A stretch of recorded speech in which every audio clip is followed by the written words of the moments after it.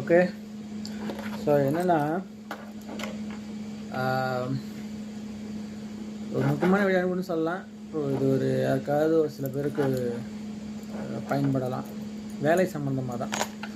சென்னையில் இது வந்து இருக்குது இந்த வேலை.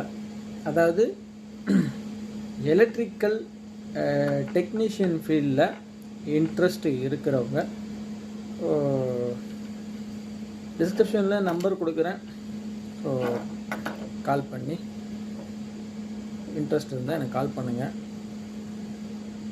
சரிங்களா? அளவுக்கு நல்லா டீசெண்டான சம்பளமாக தான் இருக்கும், சரிங்களா?